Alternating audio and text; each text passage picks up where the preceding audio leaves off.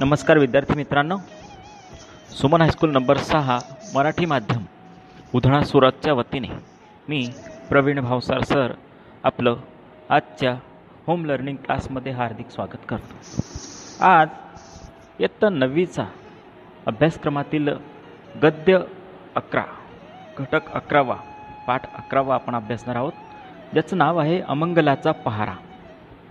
ज्याचे लेखक आहेत वा शिरवाडकर, विष्णू वामन शिरवाडकर। विष्णू वामन शिरवाडकर उर्फ कुसुमाग्रज यांचा हा सुंदरसा नाट्यांश जो आपण आज पाहणार आहोत तो त्यांनी कैकई या नाटकातून घेतला आहे। ही घटना आहे रामायणातल्या एका घटनेवर आधारलेली, रामायणातील एका घटनेवर आधारलेला हा कथाभाग आहे की रामायणात राजा दशरथ, अयोध्येचे राजा, यांचा ज्या वेळेस मृत्यू होतो त्यानंतर अयोध्येत जे शोकाकुल वातावरण पसरतं, त्या शोकाकुल वातावरणाचा त्यांचे पुत्र भरत आणि शत्रुघ्न यांच्यावर जो काही परिणाम होतो तो अतिशय सुंदररित्या शिरवाडकरांनी या नाटकात रेखाटला आहे। नाटकाचा अभ्यास करण्याआधी आपण श्री विष्णू वामन शिरवाडकर यांच्याविषयी आपण थोडक्यात माहिती पाहूया, त्यांचा परिचय आपण अभ्यासू। विष्णू वामन शिरवाडकर यांचा जन्म 27 फेब्रुवारी 1912 रोजी नाशिक येथे झाला आणि त्यांचा मृत्यू 10 मार्च 1999 रोजी झाला। हे मराठी भाषेतील अग्रगण्य कवी आहेत, लेखक आहेत, नाटककार आहेत, कथाकार व समीक्षक होते। त्यांनी कुसुमाग्रज या टोपण नावाने आपलं काव्यलेखन, कवितांचं लेखन केलं। ते आत्मनिष्ठ व समाजनिष्ठ जाणीव असणारे मराठीतले महत्त्वाचे लेखक मानले जातात। शिरवाडकरांचे वर्णन करावे म्हटले तर सरस्वतीच्या मंदिरातील दैदिप्यमान रत्न असेच करावं लागेल। विष्णू वामन शिरवाडकर हे प्रतिभावंत लेखक म्हणून शतकातून एकदाला जन्माला येत असतात असे कवी, नाटककार, समीक्षक अशा वेगवेगळ्या भूमिका त्यांनी बजावल्या। त्यांचे आपल्याला अभ्यासाला असलेले साहित्य, शिरवाडकरांनी कविता, कादंबरी, नाटक, पत्रकारिता, ललित लेखन इत्यादी क्षेत्रात त्यांचं कर्तृत्व अफाट असं आहे। त्यांचे काव्यसंग्रह बघा आता, विशाखा 1942 साली, त्यानंतर समिधा 1947 साली, स्वगत 1962, हिमरेषा 1964 साली, मारवा हे त्यांचे काही गाजलेले कविता संग्रह आहेत। विरामचिन्हेसारखा त्यांचा लेखसंग्रह अतिशय प्रसिद्ध आहे। त्यानंतर त्यांनी काही उत्कृष्ट भव्य दिव्य अशी नाटकांचीही निर्मिती केली। त्यात आमचं नाव बाबूराव, कौंतेय, कर्णाच्या जीवनावर आधारलेलं हे नाटक, वीज म्हणाली धरतीला, झाशीच्या राणीच्या जीवनावर आधारलेलं, चंद्र जिथे उगवत नाही, ययाती आणि देवयानी, त्यानंतर त्यांचं गाजलेलं नाटक म्हणजे नटसम्राट। नटसम्राट हे नाटक खूपच गाजलं। ज्या नाटकाची प्रमुख भूमिका नटसम्राटाची ज्यांनी रेखाटली ते म्हणजे डॉक्टर श्रीराम लागू।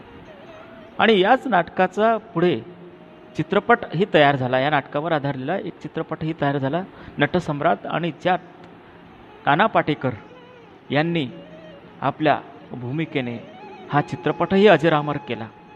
असं हे साहित्यिक थोर, त्यांना त्यांच्या साहित्य सेवेबद्दल, त्यांच्या संपूर्ण साहित्य सेवेबद्दल ज्ञानपीठ पुरस्कार देऊन त्यांचा सन्मान केला गेला आहे। विद्यार्थी मित्रांनो, वा शिरवाडकरांची कणा कविता सगळ्यांनी ऐकलीच असेल, वाचलीच असेल। कुसुमाग्रजांची कणा ही कविता युवकांना स्फूर्ती देणारी आहे। सगळ्या तरुणांना आज एक आशेचा किरण दाखवणारी ही कविता आहे। असे हे थोर नाटककार, लेखक, त्यांची कविता आपण थोडे 2 ओळी त्याच्या वाचूयात। ओळखलत का सर मला, पावसात आला कोणी, कपडे होते करदमलेले, केसावरती पाणी, क्षणभर बसला नंतर हसला, बोलला वरती पाहून, गंगामाई पाहुणी आली, गेली घरट्यात राहून, माहेर वाशिण पुरीसारखी 4 भिंतीत नाचली, मोकळ्या हाती जाईल कशी, बायको मात्र वाचली, होते नव्हते नेले, भिंत खचली, चूल विझली, होते नव्हते नेले, प्रसाद म्हणून पापण्यांमध्ये पाणी थोडे ठेवले, कारभारणीला घेऊन संगे सर आता लढतो आहे, चिखल गाळ काढतो आहे, पडकी भिंत बांधतो आहे, खिशाकडे हात जाताच हसत हसत उठला. पैसे नकोच सर. खिशाकडे हात जाताच हसत हसत उठला. पैसे नकोच सर, जरा एकटेपणा वाटला. मोडून पडला संसार तरी मोडला नाही कणा. मोडून पडला संसार तरी मोडला नाही कणा. पाठीवरती हात ठेवून फक्त लढ म्हणा, फक्त लढ म्हणा. अशी युवकांना स्फूर्ती देणारी अशी त्यांची कणा कविता आपल्याला जीवनात संकटांवर मात करायला आणि आपला स्वाभिमान ताठपणे ठेवायला आपल्याला उत्स्फूर्त करणारी अशी त्यांची कविता आहे. शिरवाडकरांनी अनेक ऐतिहासिक नाटकं लिहिलीत. त्यांना भव्यतेचे तेजाचे आकर्षण होते आणि अशा भव्य स्वभावाची कर्तृत्वाची माणसं त्यांनी आपल्या नाटकात रेखाटली. आजचा नाटकाचा भाग नाट्यांश अमंगलाचा पहारा हे नाट्यांश जे आहे त्यांचं कैकई या नाटकातून घेतलं गेलं आहे. कथा जी आहे ती रामायणावर आधारलेली आहे. रामायणात अयोध्येतील राजा दशरथाचे पुत्र भरत आणि शत्रुघ्न 2 वर्ष अयोध्येच्या बाहेर त्यांच्या आजोळी होते, आजी बाबांकडे होते. त्यावेळेसचा हा कथाभाग आहे. त्यांच्या पश्चात अयोध्येत घडलेल्या घटनांविषयी, घडामोडींविषयी ते देवळातील पुजारी आणि सुमंत यांच्याकडून जाणून घेण्याचा प्रयत्न करतात. परंतु राणी कैकेयीच्या आदेशावरून त्यांना काही सांगितले जात नाही. हे लक्षात येते. राजा दशरथाकडून 2 वर मागून घेऊन रामाला कैकेयीने 14 वर्ष वनवासाला पाठवले. सीता आणि लक्ष्मण यांच्यासह राम वनवासाला गेल्यानंतर त्यांचा विरह सहन न झाल्यामुळे, या ठिकाणी रामाचा विरह सहन न झाल्यामुळे पुत्रवियोगामुळे राजा दशरथाचा या ठिकाणी अकाळी मृत्यू होतो. पण ही करुण वार्ता भरत आणि शत्रुघ्न यांना माहीत नव्हती. त्यामुळे आजोळहून परतताना त्यांना अयोध्येत सारे काही विचित्र घडले याची जाणीव होती. हे दिसू लागतं. एखादी अमंगल घटना घडली असावी याची त्यांना जाणीव होते आणि ती अमंगल घटना म्हणजे राजा दशरथाचा मृत्यू. या सुंदरशा गंभीर कथाभागावर आधारलेला हा नाट्यांश आपण अभ्यासणार आहोत मित्रांनो. पण तत्पूर्वी या नाटकाच्या अभ्यास करण्याच्या आधी याचा कथेचा पार्श्वभाग थोडासा आपण अभ्यासू की राजा दशरथाचे 4 पुत्र आहेत. प्रभू श्री रामचंद्र, लक्ष्मण, भरत आणि शत्रुघ्न. राजाच्या 3 पत्नी, 3 राण्या, कौसल्या, सुमित्रा आणि कैकेयी. घटना अशी घडते की ज्या वेळेस राजा दशरथ युद्धात असताना युद्धावर आपली पत्नी कैकेयीला सुद्धा घेऊन जातो, त्यावेळेस राजा दशरथ शत्रू सैन्याकडून घेरला जातो आणि त्यावेळेस शत्रूच्या तावडीतून त्याला सुरक्षितरित्या, सुखरूपरित्या परत आणण्याचं काम कैकेयी करते. कैकेयी राजा दशरथाला शत्रूच्या तावडीतून सुखरूपरित्या सोडवून आणते. मग राजा दशरथ खूप खुश होतो आणि राणीला म्हणतो, राणी तुम्ही आमचे जीव वाचवले, मागा तुम्हाला आमच्याकडून काय मागायचं आहे. त्यावेळेस राणी कैकेयी उत्तरते, म्हणते की महाराज मला 2 वर हवेत, पण ते आता नको. वेळ जेव्हा येईल त्यावेळेस मी तुमच्याकडून हे 2 वर मागेल. त्यावेळेस ते दोघी वर तुम्ही माझ्याकडून मला पूर्णत्वाचं वचन द्यावं. राजा दशरथ त्यावेळेस वचन देतात की तू जेव्हाही माझ्याकडून जेही वरदान मागशील ते मी पूर्ण करेल. अनेक काळ उलटल्यानंतर, बराचसा काळ उलटल्यानंतर घटना अशी घडते की ज्यावेळेस प्रभू श्री रामचंद्रांचा या ठिकाणी राज्याभिषेकाची तयारी चालत असते, त्याच वेळेस या कथेतलं एक दुष्ट असं पात्र मंथरा नावाचं रामायणातलं, ती मंथरा म्हणजे राणी कैकेयीची दासी असते. ती राणी कैकेयीचे कान भरते आणि राणी कैकेयीला म्हणते की राजा जर श्रीराम झाला तर तुझा मुलगा, तुझा पुत्र तर त्याचा दास होऊन राहील, त्याची आयुष्यभर सेवाच करत राहील. का तुझ्या मुलाने आयुष्यभर प्रभू श्रीरामाचीच सेवा करावी का? आणि असे कान भरल्यानंतर कैकेयीचे कान उघडतात आणि ती ताबडतोब कोपभवनात जाते आणि त्या ठिकाणी उदास होऊन बसते. राजा दशरथ ज्या वेळेस येतात त्यावेळेस ती त्यांना सांगते की माझ्या 2 मागण्या, माझे 2 वर पूर्ण करण्याची वेळ राजा आली आहे. राजा म्हणतो, काय काय उत्तर मिळाल्यानंतर राणी सांगते की मला माझा पुत्र राजगादीवर बसलेला हवा, राज्यात भरताचा राज्याभिषेक व्हावा आणि 14 वर्ष रामाला वनवासाला पाठवावं. हे माझे 2 वर आहेत. पत्नी आग्रहास्तव राजा दशरथ लाचार असतो आणि दोन्ही वर त्या ठिकाणी पूर्ण करतो. आणि मग प्रभू श्रीरामचंद्र लक्ष्मण आणि सीतेसह 14 वर्ष वनवासाला जातात. पण त्यांचा पुत्रवियोग सहन न झाल्यामुळे या ठिकाणी राजा दशरथाचा मृत्यू होतो. त्यावेळेस भरत आणि शत्रुघ्न हे आजोळी गेलेले असतात. राजा दशरथाचा मृत्यू होण्याच्या आधी राजाला एक घटना आठवते. एक घटना अशी घडलेली असते की ज्यावेळेस राजा शिकारीला गेलेला असतो. फार वर्षापूर्वीची गोष्ट आहे की त्यावेळेस शिकारीला गेलेला असताना राजाला एक वरदान मिळालेलं असतं की जे आवाजावरून शिकार करण्याचा एक कौशल्य राजाला प्राप्त झालेलं असतं. राजा ज्यावेळेस नदीच्या काठावर एका बाजूला शिकार करत असतो त्यावेळेस पाण्याचा आवाज होतो आणि त्या ठिकाणी पाण्याच्या दिशेने जेव्हा राजा दशरथ बाण मारतो त्यावेळेस तिकडून कोणाच्या तरी मनुष्याचा विव्हळण्याचा आवाज त्या ठिकाणी येतो. राजा समजतो की आपला बाण एखाद्या प्राण्याला लागला नसून तो मनुष्याला लागला आहे. एखादा मृग आपल्या बाणाने घायाळ झाला नसून तर मनुष्य आपल्या बाणाने घायाळ झालेला आहे. आणि त्या आवाजाच्या दिशेने जेव्हा राजा दशरथ जातो त्यावेळेस बघतो तर काय, श्रावण बाळ त्या ठिकाणी मृत्यूच्या दारात असतो.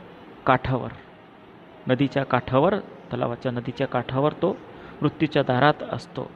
आणि त्यावेळेस दशरथ राजा त्या ठिकाणी गेल्यानंतर श्रावण बाळ म्हणतो की थोड्या अंतरावर माझे वृद्ध माता पिता अंध आहेत, त्यांना तहान लागली होती म्हणून मी पाणी भरण्यासाठी या नदीच्या काठावर आलो होतो, पण तुमचा बाण लागला आणि आता माझा जीव जाईल.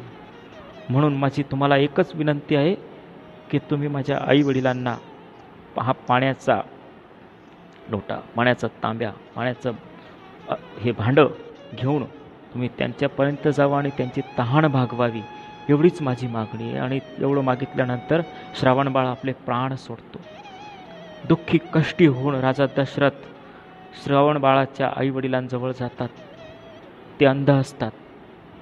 अंध मातेपित्यांजवळ जेव्हा दशरथ जातो त्यावेळेस त्याच्या आईवडिलांना जेव्हा कळतं की आपला मुलगा श्रावण राजा दशरथाच्या बाणाने मेलाय, मृत्युमुखी पावलाय, त्यावेळेस राजा दशरथाला वृद्ध माता पिता श्रावण बाळाचे शाप देतात की एक दिवस तूही अशाच पुत्रवियोगाने मरशील, तुझा सुद्धा मृत्यू अशाच पुत्रवियोगाने होईल.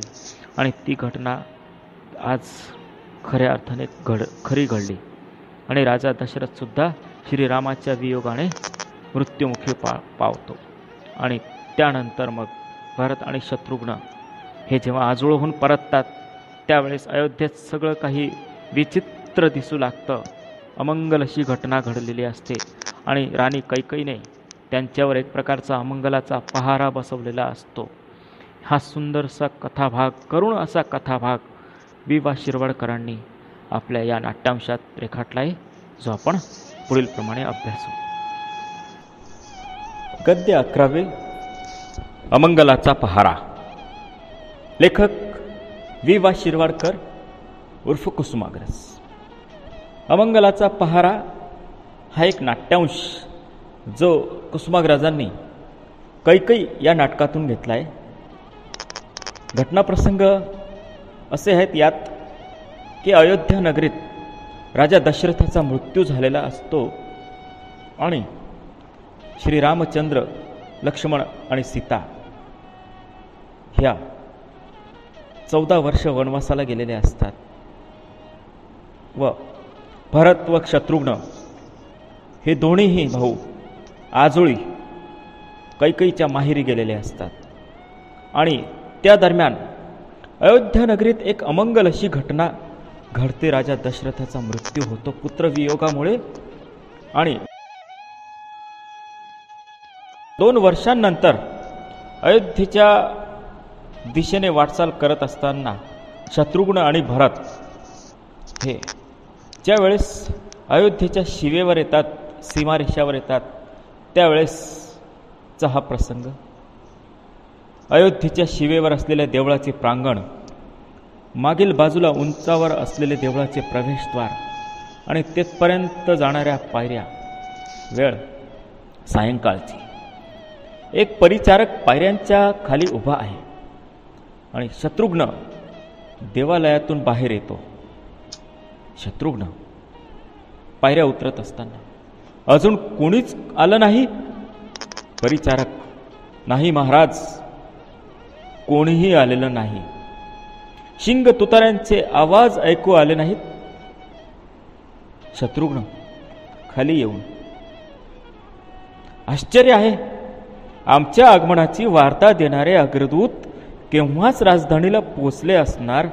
माझी कल्पना होती अयोध्येच्या शिवेवर असलेलं हे शिवालय भरताचं स्वागत करण्यासाठी आतुर झालेल्या समरदानं म्हणजे गर्दीनं गजबजून गेलेलं असेल. पिताजी इतक्या दूरवर येतील अशी अपेक्षाच नाही. वात्सल्य कितीही गाढं असलं तरी त्याला वार्धक्याचा पायबंद असतो. पण राम, लक्ष्मण, सुमंत, आमचे मानकरी, आमचे महाजन, आमचे सचिव कोणीच कसं नाही की वार्ताच पोचली नाही. शत्रुघ्न आणि परिचारक यांच्यातले हे संवाद सुरू आहेत की अग्रदूत जो आम्ही आधीच पाठवला तो आधीच राजधानीत पोचला असेल, अयोध्येत पोचला असेल आणि आमच्या स्वागतासाठी अजून कोणी कसं आलं नाही, गर्दी कशी जमा नाही झाली या ठिकाणी. ह्या शंकेत शत्रुघ्न परिचारकाशी संवाद करतोय. पिताजी इतक्या दूर येणार नाहीत. वात्सल्य कितीही गाढं असलं, वडिलांचं कितीही प्रेम असलं तरी मात्र म्हातारपणाचा पायबंद असतोच. शत्रुघ्न आणि भरत यांना कल्पना नाही की अयोध्येत काय अमंगल घटना घडली आहे. पिताजी म्हणजे राजा दशरथाचा या ठिकाणी मृत्यू झाला आहे ही वार्ता त्यांना माहीत नाही. राणी कैकेयीच्या आदेशावरून त्यांना शिवालयाच्या त्या ठिकाणीच थांबवलं जातं, शिवालयातच थांबवलं जातं. शत्रुघ्न आणि परिचारक यांच्यातले हे संवाद सुरू आहेत. परिचारक उत्तरतो, शत्रुघ्न महाराज, तीच शक्यता मला वाटते. स्वार अयोध्येला उशिरा पोचले असतील किंवा अद्याप पोचलेही नसतील. शत्रुघ्न, अशक्य, सर्वस्वी अशक्य. मागच्या तळावरूनच आमचे दूत मार्गस्थ झाले. वाऱ्याशी स्पर्धा करणाऱ्या अश्वांवर स्वार झालेले एवढ्या अवधीत अयोध्येला 4दा जाऊन ते परत आले असते. आणि तसा अंतर तरी किती? अवघ्या 3 कोसांचं. देवळाचं वहिवटदारही देवळात नाही. मी दर्शनाला गेलो तेव्हा आत कोणीही नव्हतं. कुठे दिसला तो? होय महाराज, देवळाच्या मागच्या ओवरीत भेटला मला तो. मागच्या ओसरीवर ओट्यावर भेटला तो. शत्रुघ्न, काय म्हणाला? काही निरोप आल्याचं सांगितलं त्याने? अयोध्येहून काही आपल्यासाठी निरोप आल्याचं काही सांगितलं देवळाच्या पुजाऱ्याने? शत्रुघ्न या ठिकाणी विचारपूस करतोय. परिचारक उत्तरतो, मी त्याला अनेकदा विचारलं पण तो काहीच बोलला नाही. पुतळ्यासारखा निशब्द होता. काही विचारलं की फक्त कपाळाला हात लावतो आणि आकाशाकडे पाहून नमस्कार करतो. शत्रुघ्न, ही लक्षणं काही बरी दिसत नाही. ठीक आहे, तू जा आता. सारं काही शुभ आणि मंगल असेल.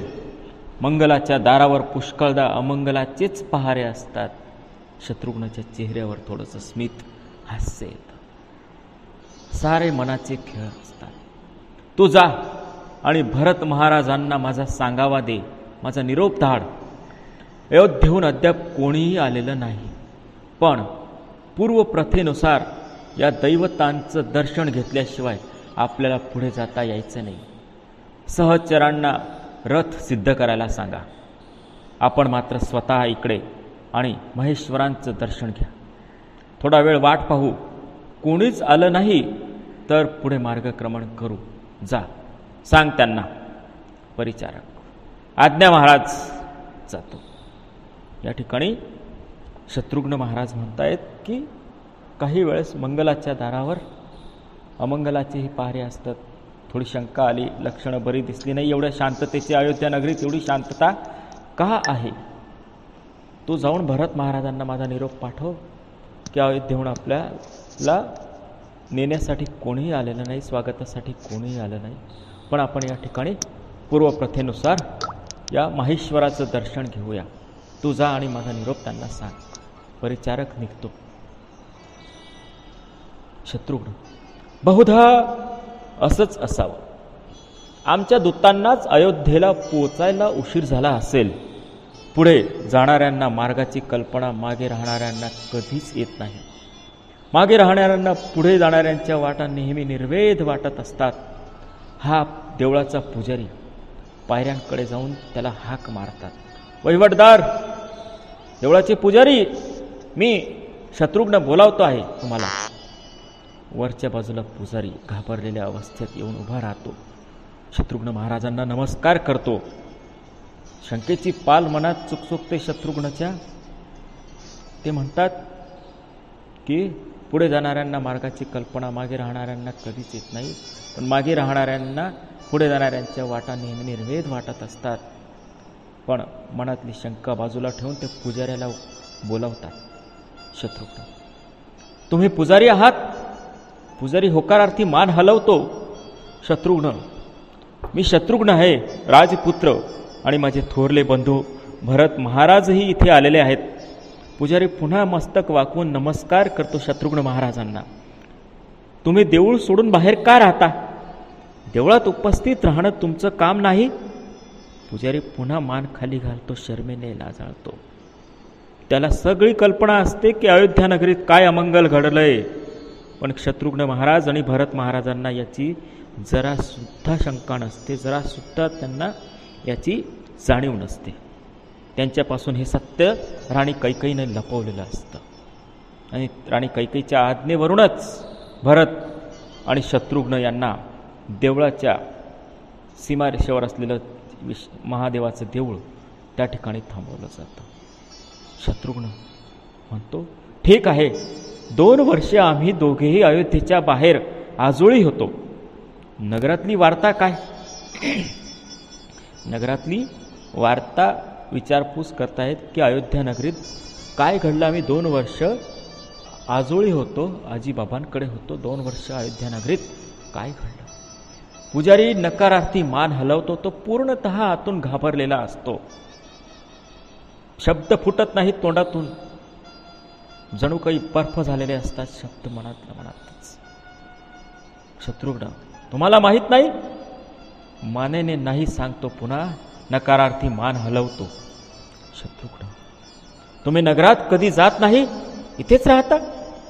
पुजारी होकारार्थी मान हलवतो. शत्रुघ्न, तुम्ही जात नसाल, पण राजधानीतील वार्ता तर इथपर्यंत येत असतील. राजधानीतल्या बातम्या तर तुमच्यापर्यंत पोहोचत असतील. तुम्ही जरी जात नसलात अयोध्येत, राजधानीत राजवाड्यात सर्व काही कुशल आहे ना? तुम्ही बोलत नाही, बोलता येत नाही तुम्हाला? राजधानीत राजवाड्यात सर्व काही कुशल मंगल आहे ना? तुम्ही काहीच बोलत नाहीत. तुम्हाला बोलता येतं का नाही? पुजारी नकारार्थी मान हलवतो. मुके आहात? मानेने होय सांगतो पुजारी. वाह वाह, देवाच्या नावाचा ज्याला उच्चार करता येत नाही त्याला आमच्या मंत्र्यांनी पुजारी नेमलंय. पण तुम्हाला ऐकू येतंय ना? खुणेने हो सांगतो. मग मान हलवून उत्तर द्या. अयोध्येत सर्व काही क्षेम आहे ना? अयोध्येत सर्व काही कुशल मंगल सुरळीत आहे ना? चांगलं आहे ना? हे पहा, भरत महाराज स्वतः इकडे येत आहेत. त्यांनाही कळायला हवं.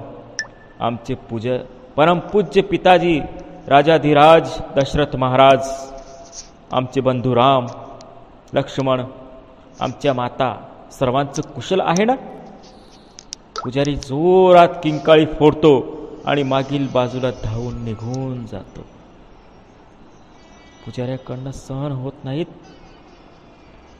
शत्रुघ्न जे काही सांगतोय की अयोध्या नगरीत सगळं काही क्षेम आहे ना, कुशल मंगल आहे ना.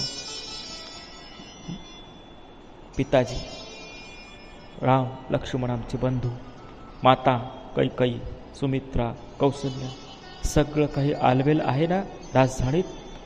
पुजारी जोरात किंकाळी फोडतो आणि मंदिराच्या मागच्या बाजूला धावत निघून जातो. शत्रुघ्न, पुजारी!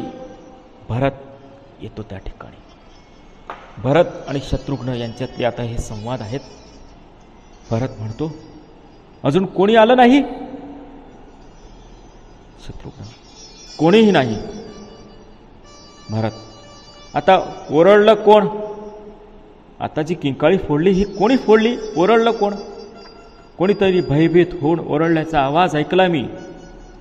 शत्रुघ्न, देवळाचा पुजारी होता. मुकी माणसं सुद्धा इतकी आकाशभेदी किंकाळी फोडू शकतात हे आजच कळलं मला. भरत म्हणाला, मुका आहे तो? शत्रुघ्न, असं म्हणतोय तो, निदान दाखवतोय तरी. तो तसं दाखवित असला तर आपणही खरं मानायला हवं ते. शत्रुघ्न, पण माझा प्रश्न ऐकून तो किंचाळला, मान हलवीत होता. तेव्हा देखील त्याचे ओठ थरथरत होते. जिभेवर आलेले शब्द तो सायासानं गिळून टाकीत होता असं वाटत होतं. भरत म्हणाले, जाऊ दे. अयोध्येत गेल्यावर त्याच्या किंकाळीचं संशोधन करायला आपण राजवैद्यांना सांगू. पण अद्याप कोणीही आलेलं नाही याचं नवल वाटतं मला. याच देवळाच्या प्रांगणात येणाऱ्यांची भेट घ्यावी असा प्रघात आहे, अशी प्रथा आहे. मला वाटतं शत्रुघ्ना, आपण आता अधिक वाट न पाहता मार्गक्रमण करावं. अयोध्येकडे आपण वाटचाल करावी. आपले सहकारी हे आता अधीर झाले आहेत. गाव दूर असतं तेव्हा माणसं शांत असतात, जवळ आलं की अशांत होतात. खरं सांगायचं तर मीही अधीर झालो आहे. आई वडिलांच्या पायावर आणि भावांच्या छातीवर हे डोकं केव्हा टेकेन असं झालंय. आई तर डोळ्यांचे दिवे करून माझी वाट पाहत असेल. मी शिवाचं दर्शन घेऊन येतो. भरत या ठिकाणी अधीर झालेला अयोध्या नगरीत जाण्यासाठी काय म्हणतो तो शत्रुघ्ना, आपण या ठिकाणी अधिक वाट न पाहता मार्गक्रमण करावं आणि अयोध्या नगरीत जावं. आपले सहकारी अधीर झालेले. गाव दूर असतं तेव्हा माणसं शांत असतात, पण जवळ आलं की अशांत होतात.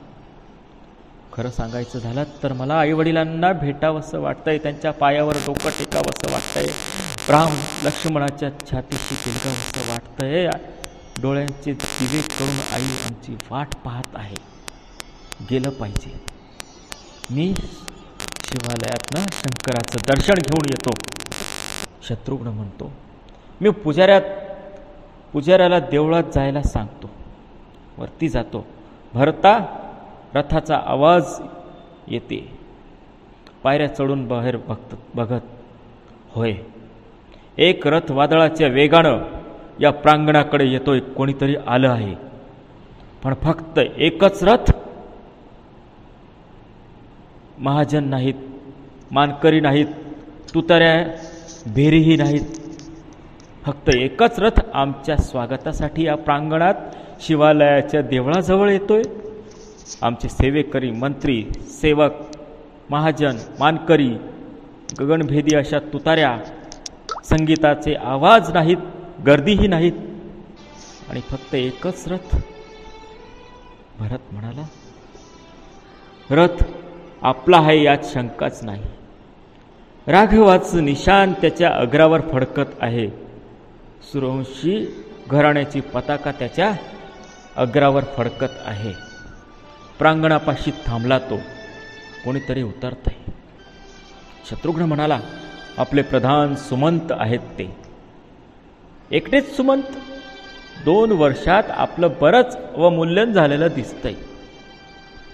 आत येता येत ते सुमंत त्या ठिकाणी येतात. अयोध्या नगरीचे सुमंत, जे आधी राजा दशरथाचे सारथी असतात. प्रधान सुमंत त्या ठिकाणी अयोध्या नगरीच्या शिवेवर असलेलं मंदिर, त्या ठिकाणी भरत आणि शत्रुघ्न जवळ येत आहेत. शत्रुघ्न म्हणाला की 2 वर्षात आपलं बरंच अवमूल्यन झालेलं दिसतंय. ते येत आहेत, आता मंदिरात येत आहेत. सुमंत म्हणाले, राजपुत्रांना माझे प्रणाम. देवाच्या दयेने आपला प्रवास सुखाचा झाला असेल. भरत, होय सुमंत, प्रवास सुखाचा झाला. शत्रुघ्न, इथे येईपर्यंत देवळात आल्यावर मात्र देवाची दया संपली आणि सुखाचं रूपांतर चिंतेत झालं. शत्रुघ्नाला जी सुरुवातीला आधीच त्याच्या मनात शंकेची पाल चुकचुकत होती ती या ठिकाणी चिंतेच्या रूपाने दिसून आली. ते म्हणाले की इथपर्यंतचा प्रवास तर आमचा सुखाचा झाला, पण देवळात आल्यावर मात्र आमची सुखाचा प्रवास संपला आणि सुखाचं रूपांतर हे चिंतेत झालं. सुमंत म्हणाले, चिंता कशाबद्दल? भरत म्हणाले, आपल्याला यायला इतका उशीर झाला म्हणून. आमचे दूत वेळेवर पोचले नाहीत. पोचले आणि तरीही. सुमंत म्हणाले, उशीर झाला कारण इथे सांगायला मी असमर्थ आहे, पण विलंबाबद्दल मी आपली क्षमा मागतो. उशीर का झाला याबद्दल या ठिकाणी मी तुम्हाला सारी हकीकत, सारी घटना सांगायला असमर्थ आहे. झालेल्या विलंबाबद्दल मी तुमची माफी मागतो. भरत म्हणाले, क्षमा मागायची गरज नाही, क्षमा मागायची आवश्यकता नाही, गरज नाही. तसं काही कारण असल्याशिवाय आपल्याला उशीर झाला नसेल हे मी जाणतो. पण एकटेच कसे आलात? आपल्याबरोबर कोणीच नाही? शत्रुघ्न म्हणाले, ना मानकरी, ना महाजन, ना सचिव. असं स्वागत आम्हाला अपेक्षित नव्हतं. सुतकातून बाहेर ओढल्यासारखं. शत्रुघ्न म्हणतोय की आमच्या स्वागतासाठी ना मानकरी आले, ना महाजन आले, ना सचिव आले, ना अयोध्येतली प्रजा आली. 2 वर्षानंतर आम्ही आजोळवून अयोध्येत परतत आहोत. याची अपेक्षा आम्हाला नव्हती की आमच्या स्वागतासाठी कोणीच नसेल. जणू काही सुतकातून बाहेर ओढल्यासारखं वातावरण मला अयोध्येत दिसतंय. सुमंत म्हणाले, त्याबद्दल मी काही अधिक बोलू शकत नाही. भरत, सुमंत, राजधानीत आणि राजवाड्यात सर्वांचं कुशल आहे ना? सुमंत, राजधानीत आणि राजवाड्यात सर्वांचं कुशल आहे ना? सुमंत म्हणाले, होय महाराज, सर्वांचं कुशल आहे. आपण आता निघायला हवं. मी आपल्या शिबिराला सिद्ध व्हायला सांगतो. भरत, सर्वजण प्रयाणाला सिद्ध आहेत. सर्वजण या ठिकाणाहून प्रस्थान करायला निघायला तयार आहेत. आपण बरोबरच जाऊ. पण आम्ही नगर शिवेत प्रवेश करताना आमच्या माता पित्यांनी, आमच्या बंधूंनी निदान आपले आशीर्वाद आमच्यासाठी पाठवले असतील. सुमंत म्हणाले, होय, पाठवले आहेत. आपण दर्शन घेऊन आलात. भरत म्हणाले, नाही, मी देवळालयात जाऊन येतो, दर्शन घेऊन येतो. नंतर आपण ताबडतोब निघू. इथेच थांबत नाही. आपली इच्छा. भरत देवळात जातो आणि महादेवाचं दर्शन घेतो. शत्रुघ्न म्हणाला, क्षणभरानंतर थोडी शांततेचं वातावरण असतं त्या ठिकाणी. गंभीर असं वातावरण असतं. क्षणभरानंतर म्हणतो शत्रुघ्न, सुमंत महाशय, राजकारणात शत्रूशी वेळ प्रसंगी खोटं बोलायचं लागतं, पण इथे राजकारण नाही आणि शत्रूही नाही. सम्राटांच्या पुत्राशी तुम्ही बोलता आहात. सुमंत महाराज. शत्रुघ्न, तुम्ही वडीलधारे आहात. तुमच्याशी कठोरपणानं बोलायला मला भाग पाडू नका. तीव्र स्वरात, जोरात, थोडासा रागाच्या स्वरात शत्रुघ्न सुमंतवर थोडेसे रागावतात. तुम्ही वडीलधारे आहात. तुमच्याशी कठोरपणानं बोलायला मला भाग पाडू नका. खरं सांगा, राजधानीत काय घडलंय ते. सुमंत, खरं सांगा, राजधानीत काय घडलंय ते. सुमंत, काहीही घडलं नाही. काहीही घडलं नाही. शत्रुघ्न अधिक कठोरपणाने त्यांच्याकडून उत्तराची अपेक्षा ठेवतो. साफ खोटं. तुमच्या वडिलकीची बूज तुमच्या वडिलकीचा मान मी आता ठेवणार नाही. तुम्ही खोटं बोलता आहात. आम्हाला पाहिल्याबरोबर पुजाऱ्याची वाणी हरवते आणि राजवाड्यातील कुशल विचारल्यावर तो भ्रमिष्ठासारख्या किंकाळ्या फोडीत पळून जातो. आणि तुम्हीही भरताला उत्तर देत असताना तुमच्याही मुद्रेवर असल्या काळ्या कुट्ट अंधार पसरलेला मला दिसत होता. भरताला कळलं नसेल, तो महात्मा आहे, पण तुमचा प्रत्येक शब्द खोटेपणानं माखलेला होता. जोरात ओरडतो, किंकाळी फोडतो. शत्रुघ्न सगळी हकीकत समजून घेण्याचा प्रयत्न करतो. त्याच्या मनात जी शंका होती की अयोध्येत काहीतरी अनिष्ट घडलंय, काहीतरी अमंगल घडलंय, याची त्याला जाणीव होऊ लागते. खरं खरं सांगा की काय घडलंय अयोध्येत. सुमंत काहीही सांगत नाही. शत्रुघ्न क्रोधाने रागावतो. पुन्हा खोटं. आम्ही 2 वर्ष दूर राहिलो म्हणून हा अधिक्षेप. पुन्हा खोटं बोलत आहात तुम्ही सुमंत. आम्ही 2 वर्ष आजोळी राहिलो म्हणून आमचा एवढा अपमान. वृद्धा, काय घडलंय ते सांग, नाहीतर दशरथाच्या मुलांशी खोटं बोलणाऱ्याची जीभ छाटली जाते. त्याचा हात ओढतो. सुमंत पायावर कोसळतो. लाचार मुद्रेने, दुःखी मुद्रेने सुमंत शत्रुघ्नाच्या पायावर कोसळतो. खूप काही घडलंय महाराज, खूप काही घडलंय, पण मला आदेश आहे कैकेयी मातेचा. मी आता काहीही सांगू शकत नाही. मला क्षमा करा. सुमंत लाचार मुद्रेने शत्रुघ्नाच्या पायावर धडाडतो की महाराज, शत्रुघ्न महाराज, अयोध्येत तुमच्या गैरहजरीत खूप काही घडलंय. खूप काही अमंगल घटना या अयोध्येत नगरीत घडल्या आहेत, पण मला मातेचा आदेश आहे, कैकेयी मातेचा आदेश आहे की तुम्हाला काहीही सांगू नये. मी आता तुम्हाला काहीही सांगू शकत नाही महाराज. मला क्षमा करा, मला क्षमा करा, मला माफ करा महाराज. विद्यार्थी मित्रांनो, असा हा करुण प्रसंग अयोध्येच्या शिवालयाच्या परिसरात भरत, शत्रुघ्न, सुमंत, पुजारी, परिचारक यांच्यातले हे संवाद दाखवून देतात की अयोध्येत काहीतरी अमंगल घटना घडली आहे. ती घटना म्हणजे राजा दशरथाचा मृत्यू आणि राणी कैकेयीच्या आज्ञेवरून या दोन्ही लेकरांना, दोन्ही पोरांना, दोन्ही राजकुमारांना काहीही सांगू नये अशी आज्ञा असते.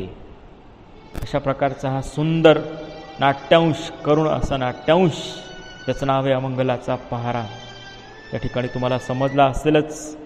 यावरील शब्दार्थ, वाक्प्रचार, स्वाध्यायातील एका वाक्यातील उत्तरे, सविस्तर उत्तरे, कोण कोणास म्हणालं किंवा योग्य पर्याय निवडून उत्तर लिहा, यासारखा जे काही स्वाध्यायातले प्रश्न आहेत ते तुम्ही आपल्या वहीत सोडवायची आहेत. तुर्तास नमस्कार.